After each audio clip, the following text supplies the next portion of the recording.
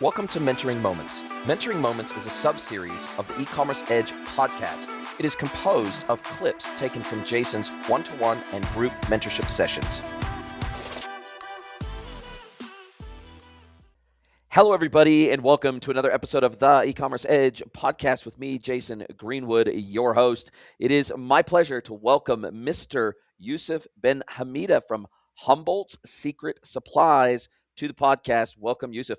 Hello. It's awesome to have you along for the ride today. I know the audience may not be able to see through that pane of glass behind you there, but you are in the beautiful city of San Diego, California, aren't you? Yes.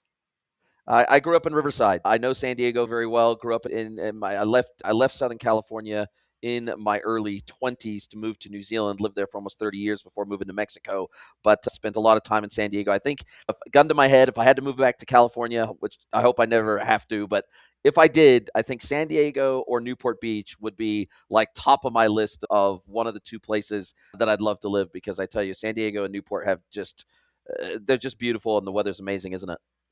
It's not bad. It's not bad. It's a pretty good lifestyle. Listen, we're not here to talk about the weather or San Diego, but what we are here to talk about is Humboldts Secret Supplies and the life you have built for yourself through this amazing company. How did Humboldts Secret Supplies come to be? What's the origin story? You've been doing this for nearly 14 years now. You have this D2C element. You've got the wholesale distribution element. How did you come to be in this industry? Yeah. How did it happen? It just unfolded. And I just took whatever I had at my disposal and I tried to make the best of it. I actually ask personally a lot to myself. I'm never really raised money, and I'm always thinking, oh, some people just go and raise money and they do way bigger operations than me. That wasn't me. I haven't ever raised money because in my head, I'm thinking, how could I raise money to do something I don't know how to do or I've never done? It's going to be, maybe now I could do that, but I just took whatever I had at the moment. I started small, one bottle, one item, and sometimes I just tried a lot of things too, and not everything worked. And eventually something worked, and I just kept going with it, and then eventually I didn't know what else to do, and so I'm thinking, I'll just take it a little bit bigger. I'll just make it a little bit better. I'll just rebrand. I'll just think a little bit bigger.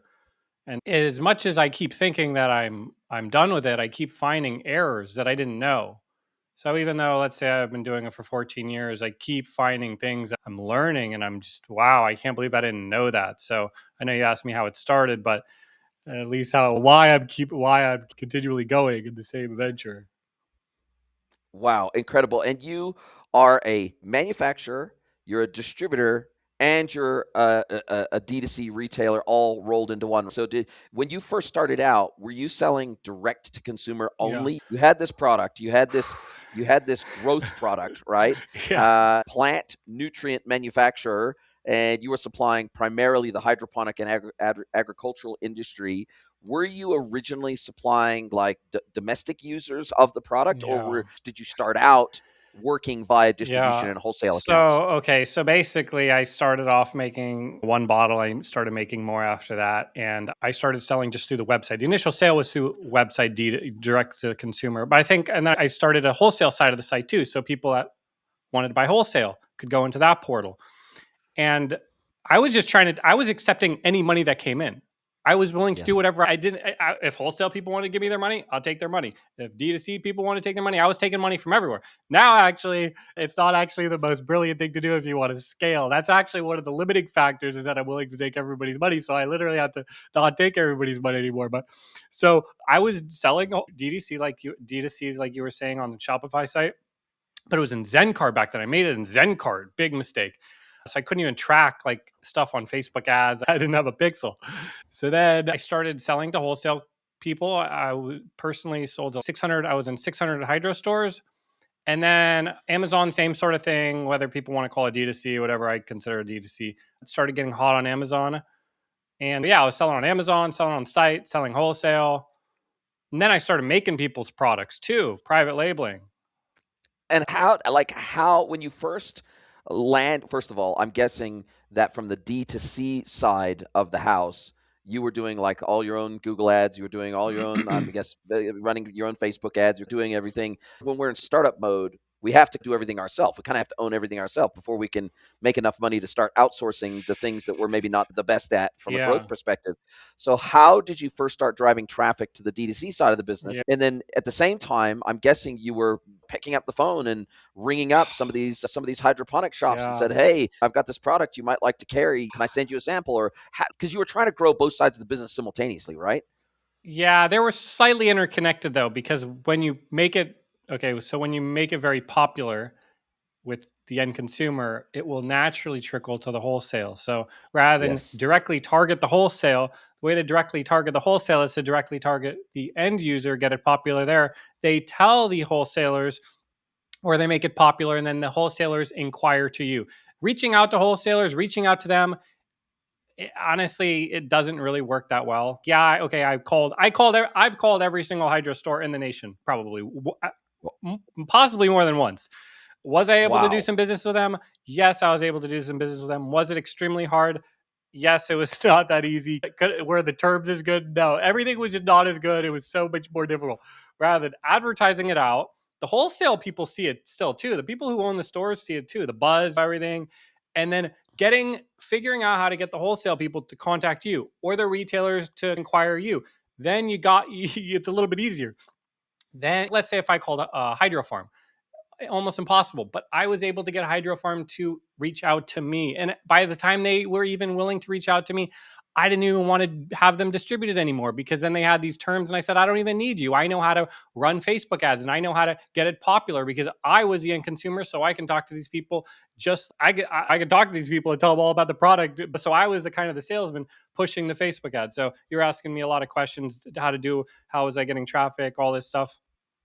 Man, I tried everything. A lot of stuff didn't work, but what did work back in the day was, and I didn't even know how to run Facebook ads that well. And the MVMT people, the Jason and Kramer, they're too. Yes. Their mom was telling me all about how they were spending $50K a day on Facebook ads, but I didn't even know how to use Facebook ads that well. I was just spending like $50, $100 a day boosting posts, and $100 a day at Yes. the max. But I was putting exactly like what I knew as like a grower using the product, and it created enough buzz.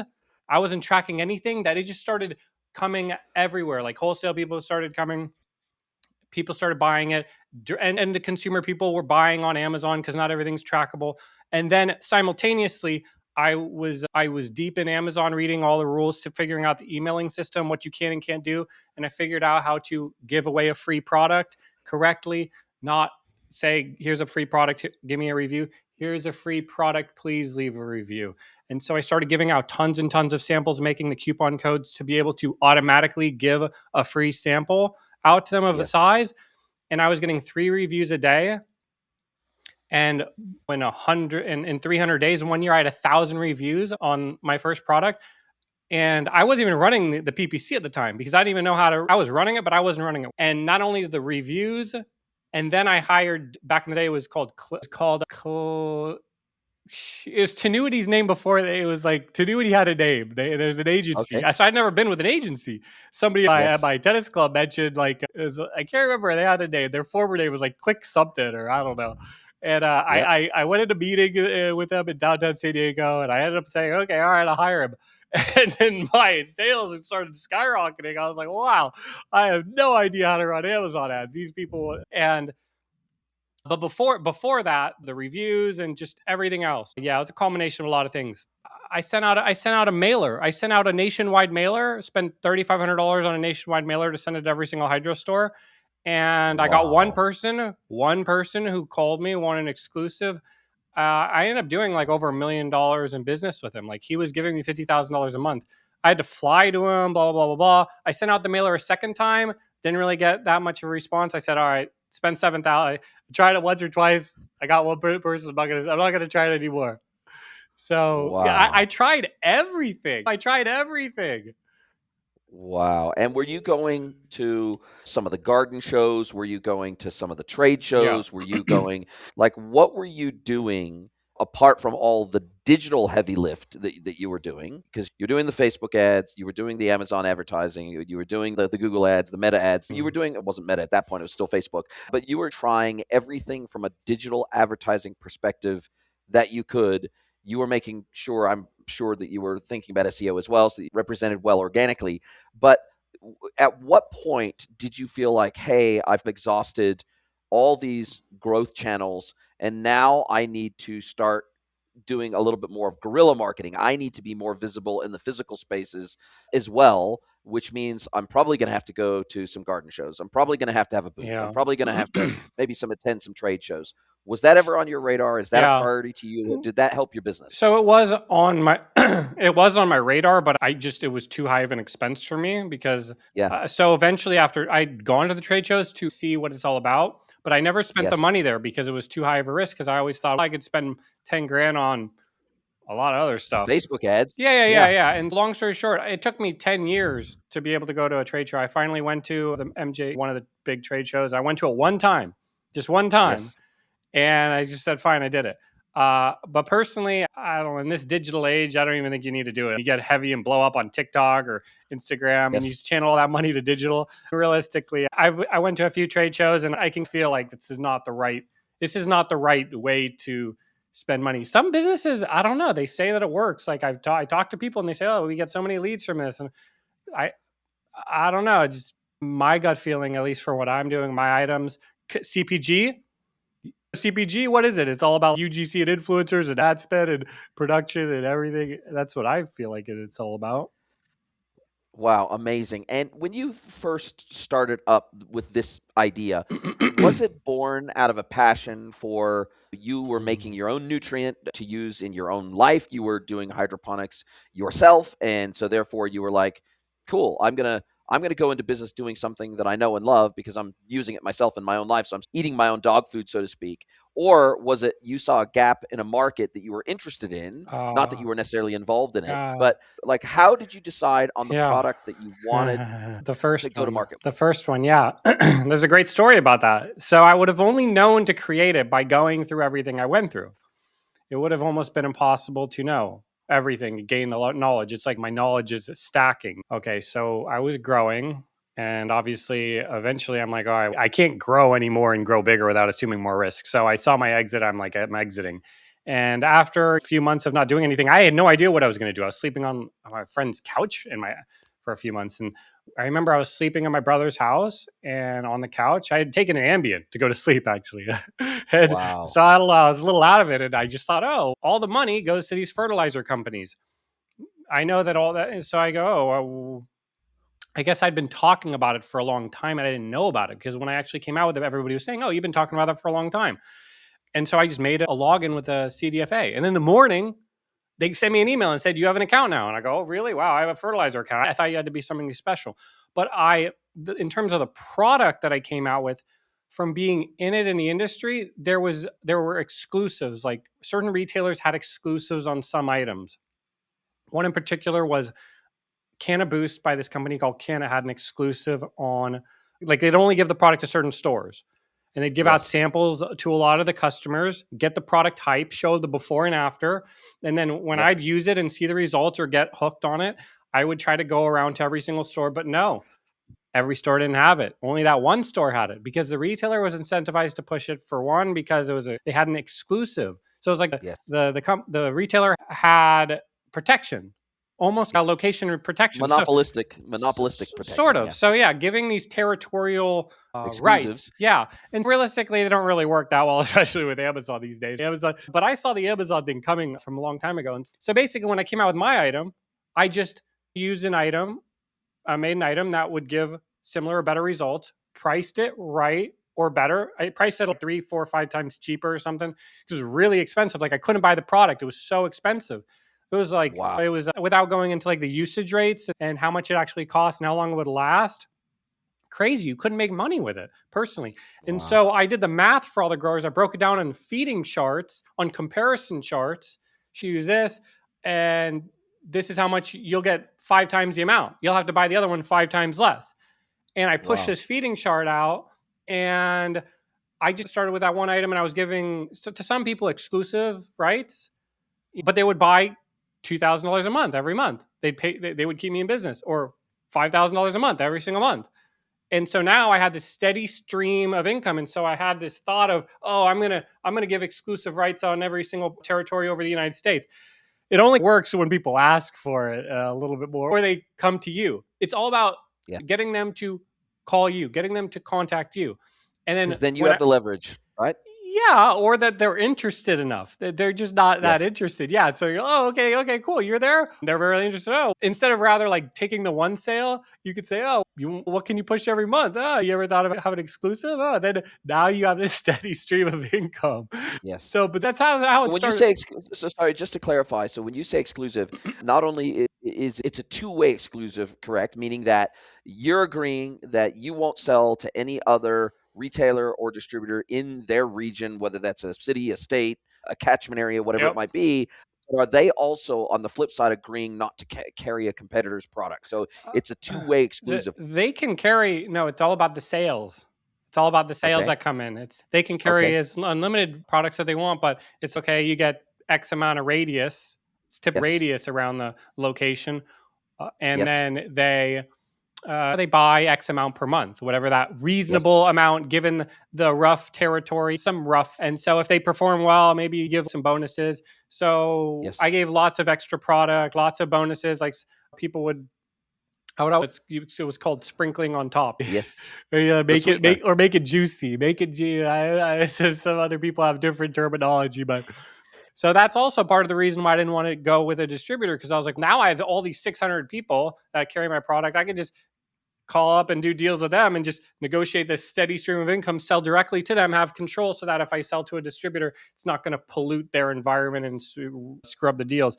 So it also allows you to capture the retail margin and the wholesale margin, right? So at the end of the day, it's a margin game. And so whereas obviously if you sell to a distributor, you got to give them distribution prices so that they can sell it to the retailers and they can make a margin themselves. And by cutting out the distribution middleman and going direct to the retailers, it's still a B2B, still wholesale side of your business, but you capture better margin. So check this out. So when Hydrofarm calls me back in the day, I said, they called me and they wanted the product. And I said, okay, great. But they want an exclusive. And I go, great. Are you willing to guarantee me any sales? And they said, no. I go, why would I let you tie up my product when I said, no. That's ridiculous. Yeah. They said, no. They probably call tons of people and some people agree to it. But obviously it was not a good idea for me. So yeah, you could give a distributor exclusive rights, but now they're guaranteeing sales.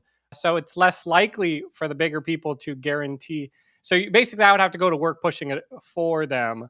And and it's, why would I drive business to you when I can drive business to me instead? That was the mentality? No, it was more like I could offer more to the retailers. It's all about, okay, I could offer them bigger margins rather than give you. I could go direct. And it's an easier deal whenever I talk to retailers. I have that power and ability of, oh, you want, direct to, they would be willing to push it. The retailers were willing to push it. So that was all what it was about with the retail game.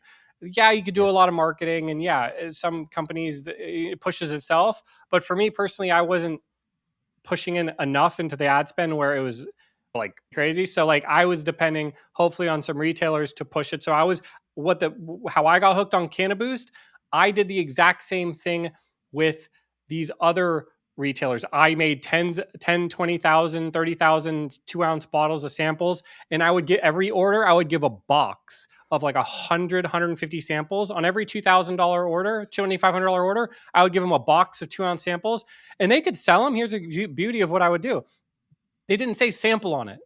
They could sell it. So they could sell them. Yeah, they could. Or they could give it away. But if they did sell it, let's say even for 10, 20 bucks, it still gets the person on it. So it's still like a better thing for the retailer. They're like, wow, I have this ammunition. I have this, now I have something to give these people, that I can make money. I can give it away for free.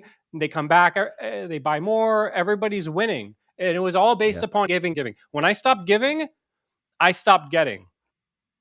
I'm telling you, when I stopped giving, I stopped getting. No joke. Wow. And are you still doing that quote unquote free sample model? Are you still using that model today? No, I'm entirely not focused on that. I'm entirely focused on like huge digital push and like completely going much bigger. That was like when I was completely different. I'm thinking a lot bigger and digital push and big retail game and mass distribution and production. So that was when I was personally dealing one-on-one with these stores. That industry is not what it used to be. It's shifted to commercial. which I have decided not to pursue. And so, yeah, I mean, I could talk a lot more about what I'm doing, but yeah, no, I'm not. It works. Like, it works. Anybody else could do that, but I think that's not for me anymore. But I guess the mentality or the intent behind the giving, that persists regardless of the exact tactical execution of the giving. Giving. I think I still, in terms of like people I work with, maybe let's even say pay people who you work with good if they deserve it and pay them extra. Just give extra to anybody, employees or whoever it is that's associated with whatever your master plan that you're orchestrating and trying to execute helps. So whether it was the shop people or whether it's a influencer creator that you think has pull, give them more, give everybody more, and you'll get more, because if you give less, you get less. Like that is the one thing that I have found. So it's almost like a karmic view of business. And how have you talked about some of the changes that you've been making, some of the different markets you've been going after. How did you deal with, in those early days, how did you deal with the channel conflict discussion that came up with your retailers who said, hey, you're selling through your website, but you're also selling through us. So how do we know you're not competing with us? And how do we know that you're not going to be running specials that are going to beat us? And how do we know you're not competing with us in our catchment? Yeah, such a great question. Yeah, it's such a great question. I'll tell you what, I lost a lot of stores over it, but I wasn't willing to give up me selling DTC and Amazon because I saw the end game of that industry way far in advance. So when I had people who had chains of 13 stores, I had rules. You cannot sell on Amazon. You cannot sell this. I'll give you a deal. You can sell to all your end customers. So I was just one of the people who I was like, look, we are an e-commerce brand. If you guys want to buy and sell our stuff, it's a different deal. I dealt with something recently. I won't get into it, but highly discounted retailer, never sold on Amazon. Boom. And I go, boom, your account's going to be terminated. We are a DTC e-commerce brand supplying, and we just happen to do wholesale activity with these people. And just because we sell wholesale does not mean that it carries the rights of selling on 3PL marketplaces, especially where you can discount your products and do whatever you want. So I'm willing to end the relationship if with retailers if they want to do e-commerce. I specifically do not do business and sell to other e-commerce sellers. Wow, incredible. So you want to own the digital channel. So in other words, even if it's a retailer that has, so let's say they're a chain of 10 stores, and of course they've got their own e-commerce website. So you just simply tell them, look, you can sell this in store, but you cannot list this on your digital catalog. They can sell it on their website. Oh, they can sell it on their own website, and they can obviously sell it I'm guessing you have an RRP or something for your products, so they can sell it, and if they want to run a special on it or something like that, then that's up to them how they manage that, but they just cannot compete with you on marketplaces. And I'm guessing like social selling, they can't do that either. They can only sell through a DTC website. I don't know what social selling means. You mean so like selling through TikTok Shop, for example? I don't know how they would be able to do that if they weren't the brand. Can they do that? Yeah, of course they can. Yeah, they can list products on TikTok Shop. I don't know. So it'd be like selling on a marketplace in some respects. Probably no on that one. But and how do you track that? So let's say because I'm guessing that the bottles aren't serialized. So I'm getting into this granular.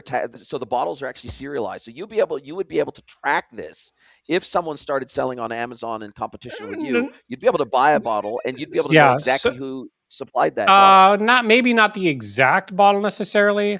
I'm sorry, I meant batch codes. There's batch codes on the bottles. But no, there are alerts. You do have like brand power on these platforms, brand registry.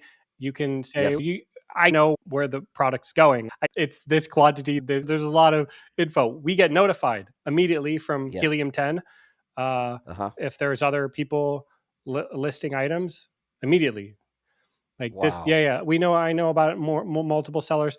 If it's something small, like obviously there's like some small stuff, some stuff sells here and there. It's not a big deal. When you start noticing, when you notice something, you're like, these guys are going full scale, and we're going to have to nip this in the bud. And so you had that approach literally from day one, where you were willing to cut retailers off because you knew, I want to own the digital play of my own product.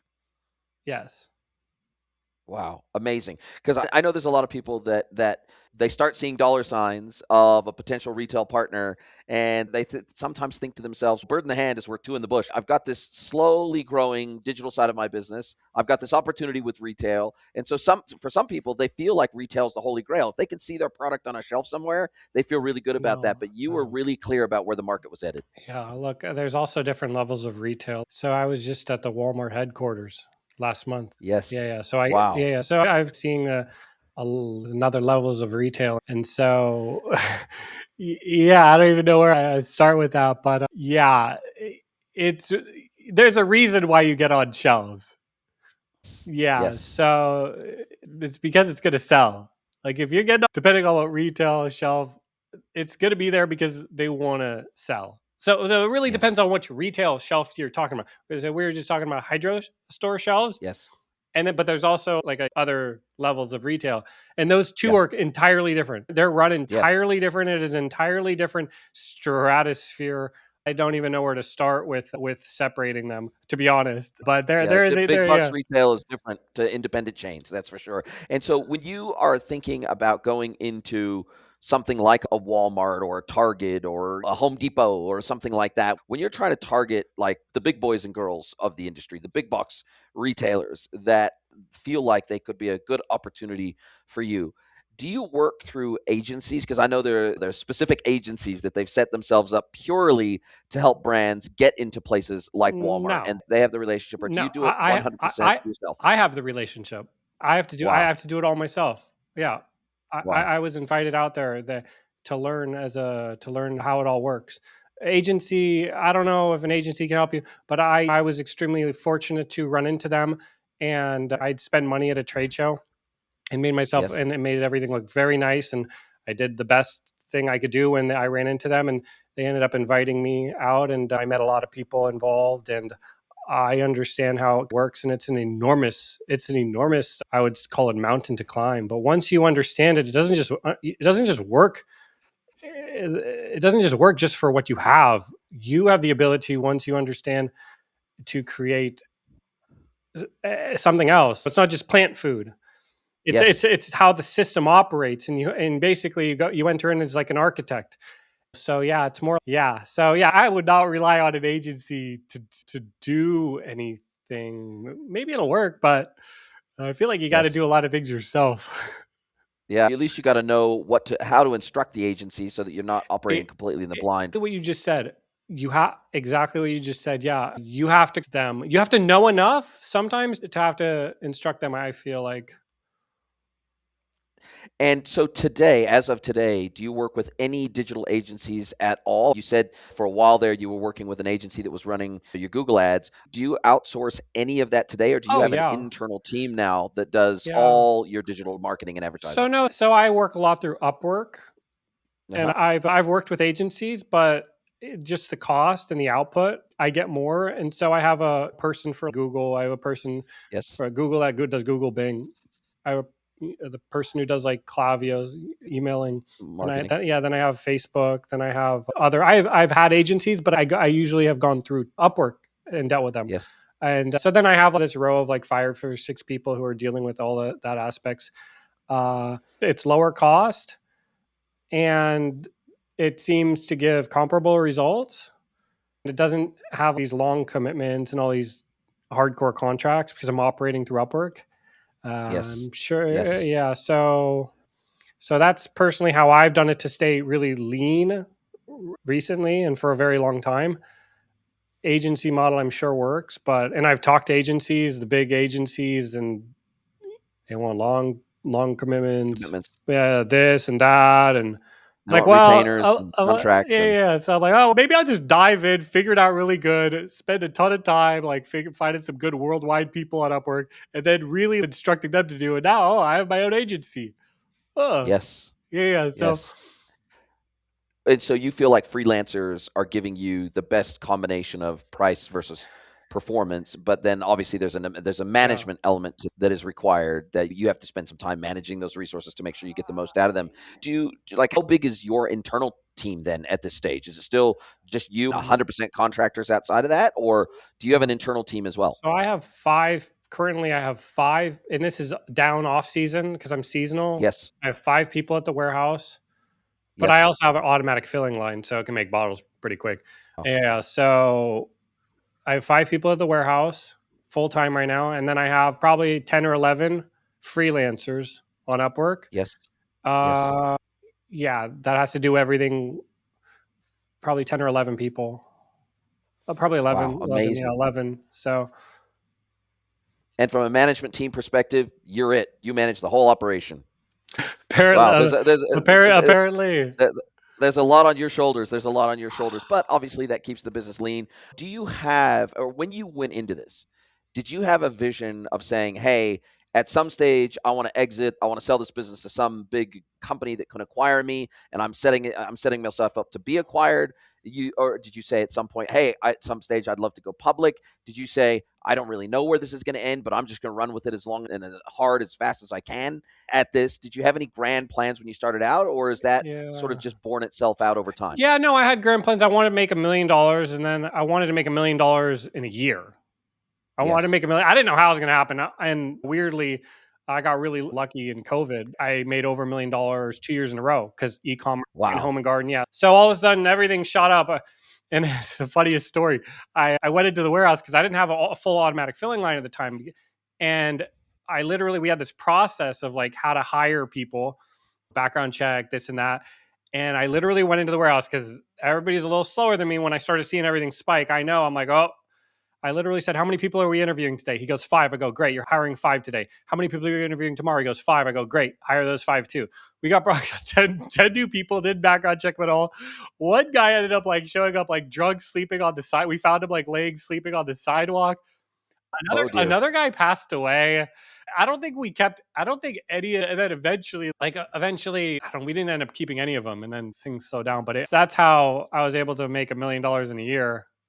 But yeah, so anyway, in terms of going public, I looked into it. I don't know if it's for me. I've had a lot of grand plans, but I'll be honest, sometimes it's just about staying alive, and there's so many problems, there's so many fixes. Like I'm going back and I'm looking at the system, and I built the bridge wrong.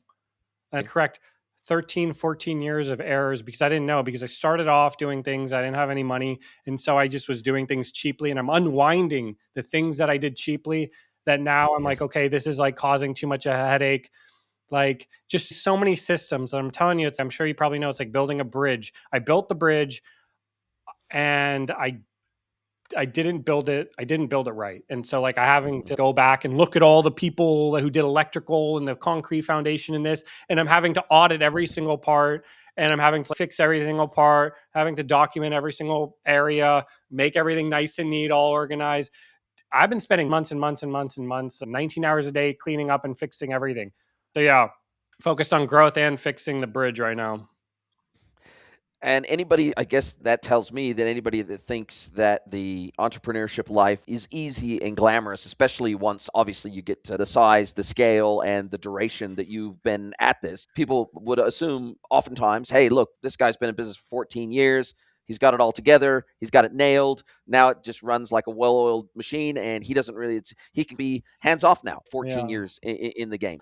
In my experience, that's rarely the case. And no matter how long you've been in business, there's something to solve. There's some challenge to fix. There's some I, fire to put out. There's some growth opportunity to execute on. And that ultimately falls to the founder or the CEO or whoever's running the business, but usually the founder. In the case of a startup, it all falls to the founder's shoulders, right? Yeah, nobody's gonna fix it. Nobody's gonna fix it. I had to let some people go, long-term people, because Yeah. I can't go any higher with them. Like Yes. I started running faster. What happened? I started running faster. I started moving faster. I started like waking up or something, and I just had to realize where all the bottlenecks are. And sometimes it was people, sometimes it was me, Wow. sometimes it was systems. But I could fix me. I can't fix other people. So Yes. yeah, it just every day is so many things to. Every day's a battle, right? When you're in entrepreneurship, and um you got to have some serious resilience to stick at this for 14 years. There's no question about that. Now, also, so you don't work with a dev agency, you don't work with a system integration agency, you don't work with an ERP agency. So, what is your stack? Obviously, you had this legacy stack. You've slowly upgraded it over time. You moved to Shopify for e-commerce. What does your tech stack look like today? Is it QuickBooks in the back end? Is it NetSuite in the back end? Is it, you already said you have a Klaviyo freelancer that helps you with Klaviyo, so clearly you're running Klaviyo. You run Shopify on the front end. What are you running from a back office management stack? Yeah, so I have web people who deal with, and they can Great. deal with like other systems through Upwork. That's one of the people through Upwork, and Okay. they have a couple people, and then I use SOS for inventory, QuickBooks, Mhm. Shopify, Wow. and I have about 150 other platforms, 160 because I have a platform registry list which I realized I had to create. I have 150 total platforms, and then you have to use like a password program. Manager. Yeah, you Yeah. have to. So that's one of the things I had to create, and I had to create all these databases nicely, neatly done in Excel, all on the same font, all in the same structure, perfectly named. Rename everything in the drive. Yeah. So in terms of backend structure, IT, I personally have been fixing a lot of stuff that because I'm the only person that could fix it. I'm the only person that could do it because I'm the master super admin of all these things. And Hmm. so I have to be the one that initially had to go in and clean and fix everything up because no IT, you can't give the super admin rights to an IT person. Yeah, Yes. you have to. Yes. Yeah, so you have to create the. Unless they're an internal resource that obviously Yeah, you can trust, or it's your yeah, CTO or something like that. yeah. You have to create the. Even then, I don't even know. You still probably just make them one below the super admin, the owner, because you never know. Maybe a CTO could go rogue.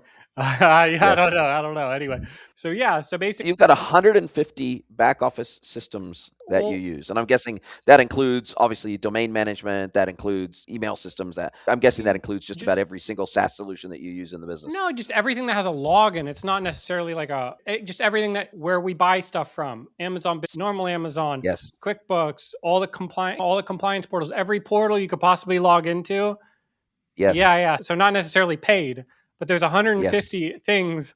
Roughly, I think I can't remember. I might have put spaces in between each category. Maybe it's like 140. I don't know, but it's significant. There's probably more I didn't put just because I don't like. They're not so important, or I don't use them. They're legacy. So yeah, yeah. It's a lot. It's a lot to manage. It's a lot to own. What's on your radar for the next 6, 12, 18 months? If Yeah. you're going to look out 6, 12, 18 months, what are you trying to achieve as a business? And if you were to look back in 6, 12, 18 months, what would have to happen between now and then for you to look back and go, wow, we really we achieved more than what I Yeah. anticipated we could? Okay. Yeah. That's a big one. Yeah. Yeah. So I'm in the midst of a complete rebrand, redo of the entire site, big digital push with creators and content creation and Mhm. turning it into a system, systematizing it and doing it well through the channels you may know about that are very popular these days. And then just keep cleaning up the operation, just keep cleaning everything up. It's just I can't even think that far ahead. Uh, Yes. uh, but just Obviously, getting into Walmart would be a great feather in your cap. If you obviously now that you've met with them, that would yeah, be amazing. yeah. I'm not really as focused as getting into Walmart because Yes. that will come when you create everything the way it needs to be. Else. So I already know what is the system that they want and how Yes. all the things. So it's not necessarily about getting into Walmart because I think I'm more focused if I need to set it all up correctly and then that will happen. Yes, it will be a natural consequence of doing everything else that they're Yeah. gonna want you in the store. And then yeah, and then it doesn't just work with that item. You can replicate it with any item. That's the power. It's not just plant food. You can replicate it with anything, which is I think Yes, the big one to take away from. So the big unlock. Amazing, amazing. And if you could change, if you could snap your fingers and you could change anything about the e-commerce industry at the snap of your fingers, what would it be? it's a tough one. If I could change anything, I honestly I don't know. I don't know the answer. Would it be that you would say, look, maybe agencies who think they're the gatekeepers, maybe they're going to be more free and open about their knowledge, their experience, knowledge sharing? Yeah. Is there anything about the industry that you have faced as a major frustration as an e-commerce founder that you've gone, man, if the industry did it this way, it would make my life and lots of other entrepreneurs' lives a hell of a lot easier. You know what? I deal with so many things that are so difficult every day. I don't think I can pin it on one thing. I'm telling Picking one is too you, difficult. no, yeah, there's so many moving parts, and there's Shopify, there's Amazon, there's Walmart, there's other platforms, there's TikTok now. And each one takes a lot of, you know what I've noticed? Each one takes a lot of time to adapt to. I've noticed like I'm looking at a screen and I don't understand everything. And then I'm working on it a lot and then I can't find it. Something doesn't work out. And the next day it works out. It's weird. It slowly shifts. I don't know if it's like my perception shifting it, but these things I missed or just didn't work, they end up unraveling and working. And so I don't think there's one thing. Personally, I like the e-commerce because I can buy on Amazon and everything and it shows up at my house. I like the ability to just click a button and it just shows up. I don't have to go and shop for certain things. So I don't necessarily, I think it's extremely complicated and way more complicated than people understand, especially how to be profitable with it and to do it all correctly, especially when there's like compliance stuff. And I personally mildly enjoy how difficult it is because I know of how difficult it is. Like most people probably won't do it. So I don't know if it's a natural moat. I feel like how ridiculous it is. How ridiculous it is. Yeah. It creates a natural moat, doesn't it? At the end of the day, Yeah. it creates a natural moat to where it keeps people out. Because the reality is, and the reason I ask this question is because I spend a lot of time on Reddit. I spend a lot of time on LinkedIn. I spend a tremendous amount of time online just helping people, giving ideas, answering questions, trying to contribute to threads. And every day there's 5 people that post to Reddit, oh, I set up this Shopify store, this dropship store. I've spent $5,000 on meta ads. I've driven some traffic, but I haven't made any money, haven't made any sales. What am I doing wrong? Or they'll say, hey, go to my website, roast my site. And it's, where do I even begin? You go to their website and there's no trust marks, there's no founder story, there's no phone number, there's no address, there's just a contact form, there's a hodgepodge of products, and you're going, why would anyone buy off of this site versus just buying off Amazon or a trusted retailer that they know or trusted brands that they know? And so I just wonder if there's any advice that you would give any startup founders, because a lot of people think, and partially this is the fault of Shopify and other people have tried to make it sound easy as falling off a log. It's easy. Okay. It sounds easy to be successful with e-commerce. What's easy now that didn't used to be easy is starting an e-commerce store and maybe even getting products uploaded to it. What's difficult is being successful in e-commerce. Yeah, something just popped in my head. Okay, so I have naming conventions now. Okay, names, because people were sending me files, all this stuff. Everything follows naming conventions. Every file, every folder, every single drive, every single thing, all the SKUs, everything follows naming conventions. Boop dash, date, everything, all the invoices. It's not like this random stuff you got to look in and you don't know what it is. My mind's all scrambled. If I could change anything right off the top of my head, lack of editability on legacy items. So some things are legacy. And that doesn't go with e-commerce. Like other companies, also, let's say you have something with them and it's legacy, it can't be changed. Or the username can't be changed. I made the username with an email that's outdated, or some employee went in and made a user ID and they put their name as a username, and now I can't edit the username. So now it's their username forever, but it's attached to it. I have portals that have like legacy like it's add Gmail username, but the email on the account is like a different email, because I can't edit the username. But the USPS portal, you cannot edit your username. You cannot edit your username. Wow. Yeah, so like some things, because they have it synced in their system or whatever it is. And so there's a lot of legacy stuff.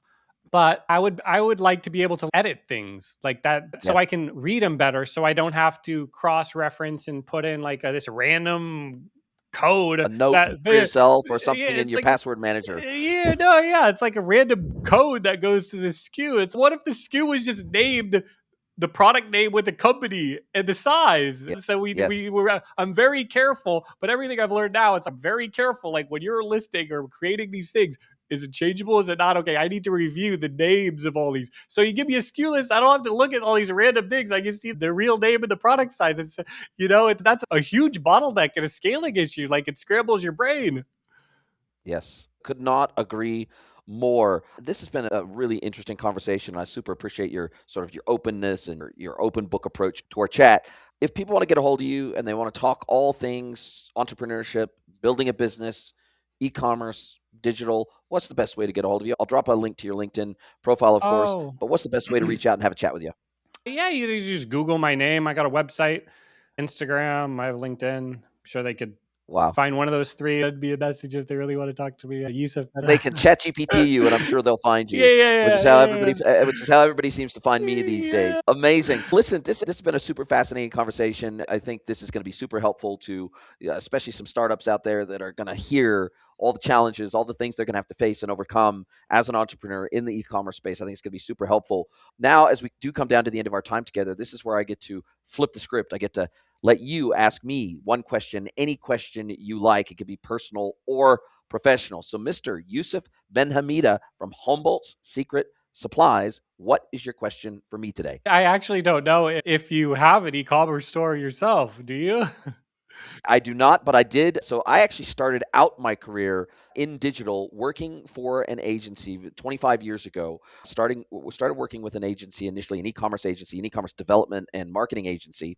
Then about 6 months after I started with them, I started a side hustle. I started a side hustle e-commerce business with a friend of mine. We were co-owners in this e-commerce business, and we were the first company in New Zealand to directly import and retail memory cards, digital memory cards. And this is way back when a 32 megabyte memory card was like $650. So this is back when memory cards were super expensive. So we're talking smart media cards, memory stick, compact flash cards, and then of course everything evolved to secure digital cards and everything else. But that was the business we were in, and we're actually called flashcards.co.nz. So flashcards.co.nz was our domain name, and it was the name of our business as well. And so we eventually it became so successful as a side hustle that we both ended up needing to quit our full-time jobs to run this business, and we ran that for 7 years, and then we exited the business in the end, and then I went back into the agency world. So that's how I cut my teeth in this industry, was actually learning by doing. And I think that would be my takeaway for most people is, if you want to learn about e-commerce, sure, you can go work for an agency. Sure, you can go and work for a platform vendor. Sure, there's lots of avenues to get into this industry, but it's difficult to beat firsthand experience. Yeah, Even if you're not doing it to necessarily make money, if you're learning it just to learn the ropes, it's yeah. hard to replicate firsthand experience. Yeah, I don't know if ChatGPT was being nice to me, trying to make me feel more special than I am. So I like to ask, hey, you got to go ruthless advisor mode. Tell me the don't no sugarcoating. Tell me the truth. It's like, all right, Yes. fine, Yousef, I'll tell you the truth. And I'm like, can you learn it? Because some of the stuff, I'm like, I don't know if you can learn this stuff anywhere. I'm like, I obviously knows everything about what I'm doing, and I'm like, is there anywhere else to learn it than actually me doing it right now? And it's no, Yousef, what you're doing is the only actual way. You can't learn it in business school, blah, blah, blah, blah, blah. You have to go through the fire. Yes, yes. And in this sense, I couldn't agree more, especially when it comes to e-com. Sure, I think even if you don't start your own e-com brand or business, I think if you can go work with someone, so for example, let's say someone is able to come and work with you and be your COO or be your CMO or come on as an assistant or come on as an intern, Yeah. get to, if you can see someone out there that you can get access to that is doing what you want to do and they're doing it successfully, that can help short circuit the 10,000 hour rule. It is so Yeah. hard to replace firsthand experience. It And just, there's no reading that can replace that for you. and so there's I'm sure you've probably heard there's like a 0 to X million, the smaller, and then when you start scaling, things change and things change. And so basically there are things that like literally you have to re-architect to be able to scale. And Yes. I think a lot of founders have to deal with what I've been having to deal with. We certainly did. When we hit that first $1 million year in revenue, that was a milestone we had to wrap our head around. So I totally get what you're referring to there. Listen, Yousef, this has been a fantastic conversation. I really appreciate your transparency and sharing from your deep pool of wisdom of 14 years of running and building your business. Thank you very much for your time. Really appreciate it. I can't wait to speak to you again soon. If you'd like to get mentored by Jason for free, head over to greenwoodconsulting.net, scroll to the bottom of the page, and click Get Mentored by Jason.